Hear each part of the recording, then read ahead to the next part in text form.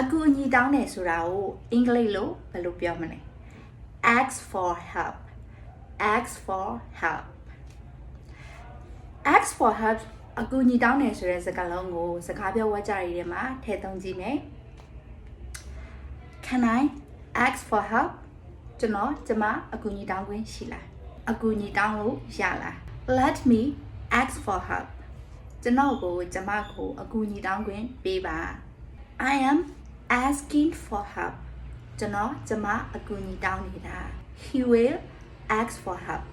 သူအကူအညီတောင်းလိုက်မယ် I am